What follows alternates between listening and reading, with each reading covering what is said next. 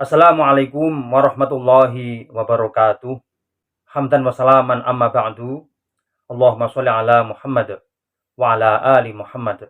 Saudaraku sekalian, dimanapun Anda berada, semoga kita semua selalu dalam lindungan Allah Subhanahu wa Ta'ala, diberikan kesehatan jasmani maupun rohani, dimurahkan rezeki kita, dimudahkan segala urusan kita, dijauhkan dari penyakit dan seluruh mara bahaya. Pada kesempatan kali ini, saya akan membagikan doa, yaitu Hizib Nawawi. Hizib ini bentuk mufrad, jamaknya adalah ahzab. Apa itu hizib? Hizib yaitu kumpulan doa yang disusun oleh ulama-ulama tertentu. Di kesempatan sebelumnya, saya membagikan Hizib Nasor, kemudian Hizib Khofi, yang dikarang oleh Syekh Abdul Hasan Asyadili. Nah, pada saat ini saya akan membagikan doa, yaitu Hizib Nawawi. Hizib Nawawi tentunya tidak asing bagi masyarakat yang pernah berada di pesantren, karena biasanya Hizib Nawawi ini diijazahkan oleh seorang kiai kepada santri-santrinya dimanapun berada. Nah, mengapa disebut dengan Hizib Nawawi? Perlu diketahui teman-teman, nama Nawawi ini disandarkan kepada sang pengarang doa itu sendiri, yaitu Syekh Nawawi. Syekh Imam Nawawi ini salah satu wali kutub di zaman beliau masih hidup. Nama aslinya yaitu Syekh Abi Zakaria Yahya bin Syarafuddin An-Nawawi. Nah, kita sebagai santri pesantren biasa menyebut beliau di kitab-kitabnya dengan istilah Syekh Nawawi. Imam Nawawi dikenal sebagai ulama besar, lebih menonjol di bidang keilmuan hadis, fikih, dan bahkan pendapat-pendapatnya hingga saat ini biasa digunakan dan diamalkan oleh masyarakat, khususnya di daerah Asia Tenggara. Beliau adalah salah satu pembesar madhab Syafi'iyah. Beliau memiliki karya keilmuan hadis sampai saat ini dikaji di pesantren-pesantren atau di kampung-kampung, yaitu kitab Arba'in An-Nawawiyah dan kitab Riyadhus Shalihin. Sedangkan kitab-kitab fikih yang menjadi karya beliau adalah pertama Al-Mazmu' ala Syarah Al-Muhadzab, yaitu syarahnya kitab Muhadzab. Kemudian kitab Rawdatut Thalibin dan kemudian kitab Minhajut Thalibin. Ini karya keilmuan fikih dari Syekh Imam Nawawi. Beliau ini punya pendapat unik di dalam ilmu fikih, yaitu berkaitan dengan hukum menggosok gigi di waktu puasa. Pada umumnya, ulama madhab Syafi'iyah memberi hukum makruh menggosok gigi setelah zuhur. Akan tetapi Imam Nawawi justru memilih tidak.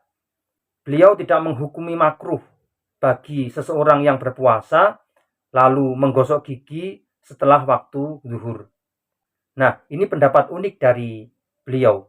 Dan saya pribadi mengikuti madhab Syekh Nawawi dalam hal ini.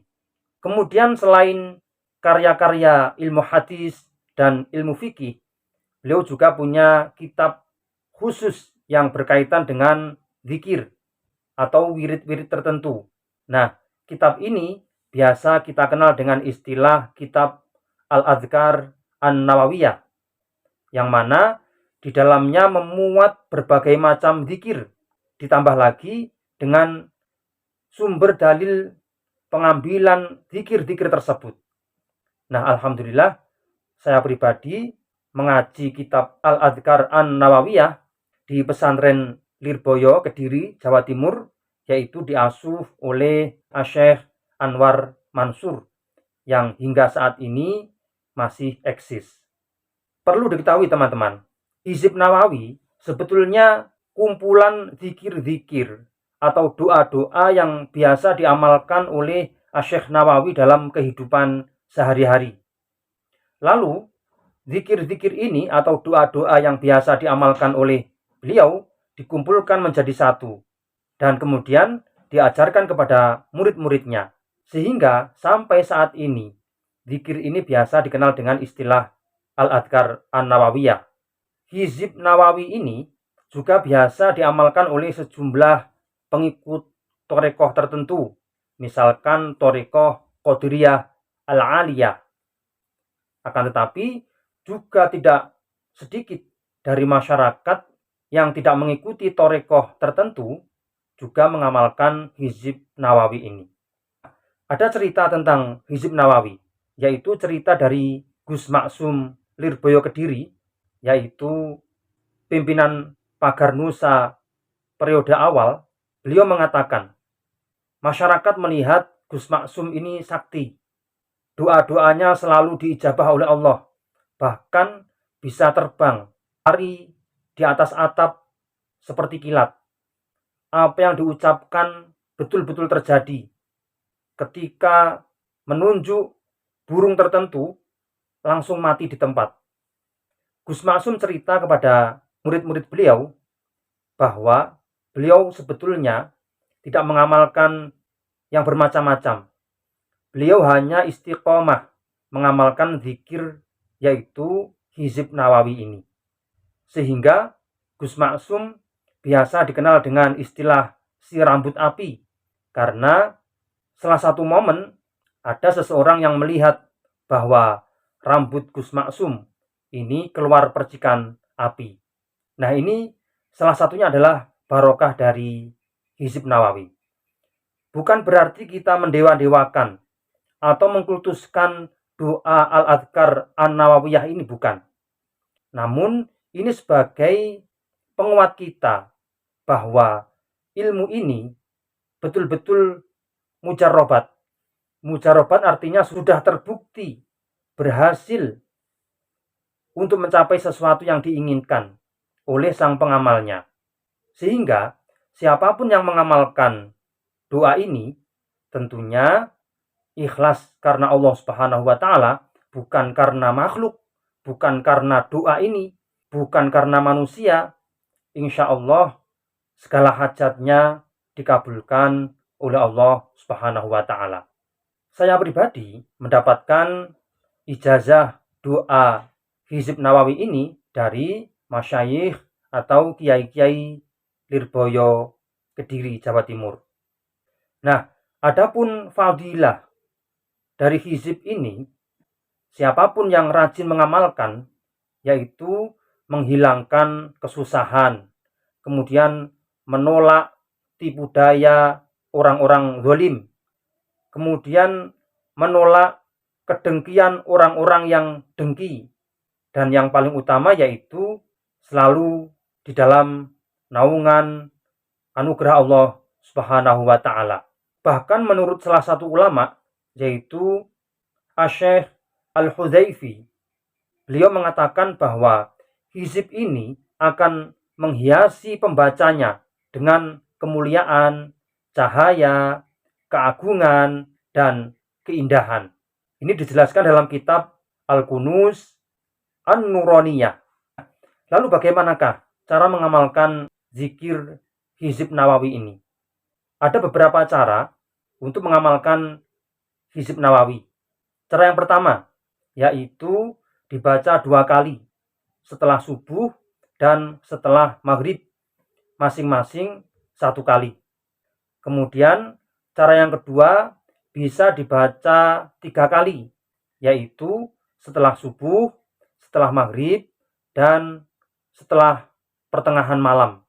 Kemudian cara yang ketiga yaitu dibaca 5 kali setelah selesai sholat fardu, masing-masing 1 kali. Dan kemudian yang terakhir bisa dibaca 7 kali dalam sehari, yaitu masing-masing setelah selesai sholat fardu 5 waktu, kemudian ditambah 2 waktu lagi, yaitu waktu malam atau waktu sholat tahajud, dan waktu setelah selesai sholat duha di pagi hari. Saudaraku sekalian, itulah keistimewaan Hizib Nawawi dan sejarah munculnya Hizib Nawawi. Siapapun yang ingin mengamalkan zikir ini, silahkan diamalkan, tentunya hanya karena Allah. Jangan mengkultuskan doa yang kita baca, karena bagaimanapun doa ini hanyalah wasilah. Semua yang menentukan hanya Allah Subhanahu wa Ta'ala. Sehingga tatalah niat kita dalam mengamalkan doa Hizib Nawawi ini. Semoga apa yang menjadi hajat kita dan permintaan kita segera dikabulkan oleh Allah Subhanahu wa Ta'ala. Silakan diamalkan. Semoga bermanfaat. Wallahu a'lam bishawab. Assalamualaikum warahmatullahi wabarakatuh.